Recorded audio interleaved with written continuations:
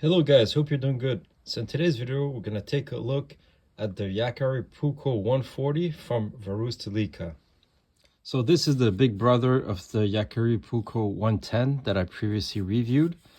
As you can see, this one comes with this very nice leather sheath. The sheath is made out of leather, it's sewn, there's some rivets here and here, and there's a snap here for added retention. So when the snap is engaged, it's pretty difficult to pull out.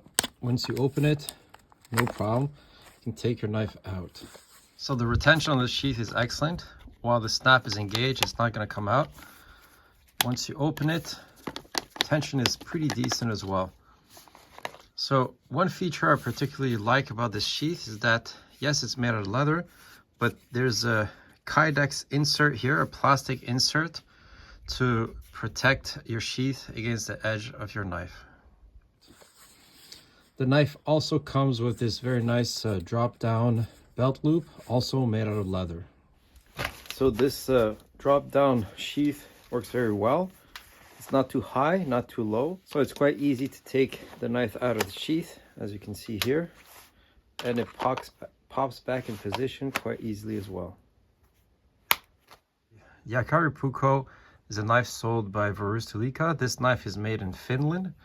It's a very robust knife, no nonsense type of knife.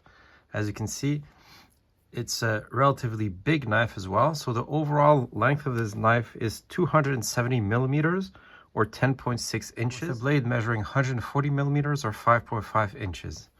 So the blade thickness is 4.2 millimeters or 0.17 inches. So the knife comes in at 190 grams or 6.7 ounces. The blade is made out of 80 CRV2 steel with a HRC of 59. So 80 CRV2 is a high carbon steel, so you have to be careful about rusting, but it's a steel with a very good toughness and pretty good edge retention. So if you look at this grind, it's a pretty low saber or high scandi with a secondary convex edge for extra durability. So we can see here that the spine of the knife is beveled, but it's also sharpened so it can strike a ferro rod. The handle of the knife is made out of this hard rubber, and it's a full tang knife. You can see the tang protruding in the back with this ring that can be used as a lanyard hole. The handles are very comfortable for large size hands, and they're very well profiled as well.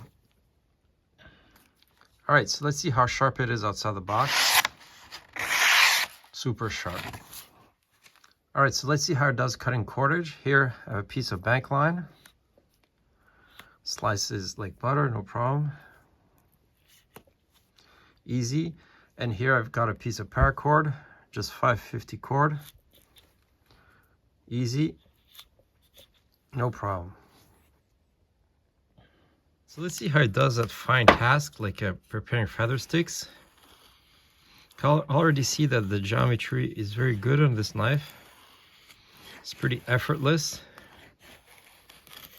Pretty easy to make some very nice curls. And some very fine curls as well. So this is great as a survival, but also maybe a bushcraft or larger bushcraft type of knife.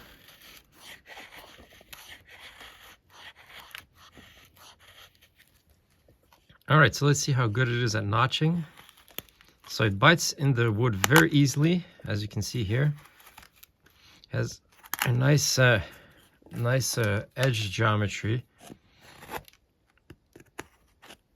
So it's great for a bushcraft task as well. All right, so let's see how it does at light chopping. It's a bigger knife, so it should be able to handle that.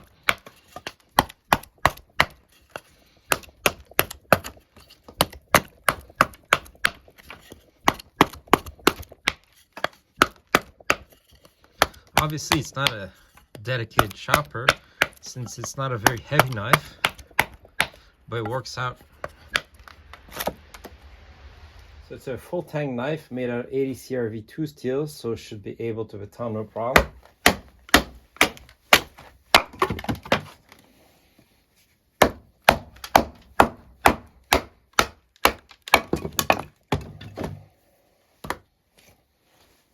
So one thing I noticed, even though the handle is made of rubber, it does transfer a lot of shock to the hand while batoning. So that's something to keep in mind. All right, so let's see how it does at sparking this ferro rod.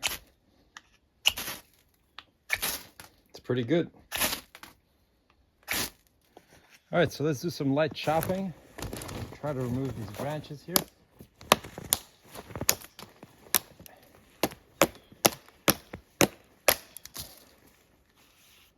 No problem at all.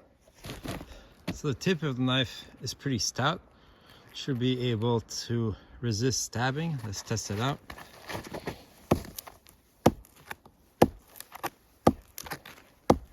It's a frozen log here, but no problem at all.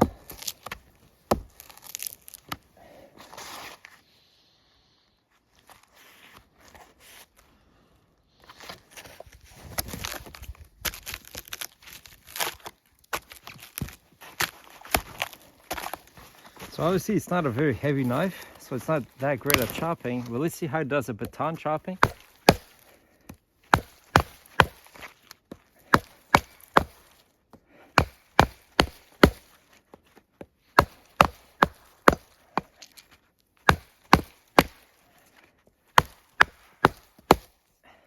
So overall, I'm very happy with the Jääkäripuukko 140 from Varusteleka.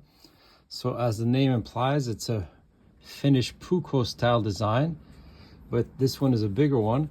I think it excels as a bushcraft knife, maybe a small survival knife.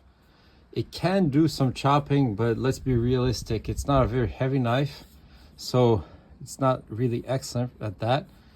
It's a pretty good knife for batoning, preparing your kindling to make a fire, and it has a pretty decent spine as well. So overall, this is a great knife for the price, around 80 Canadian dollars.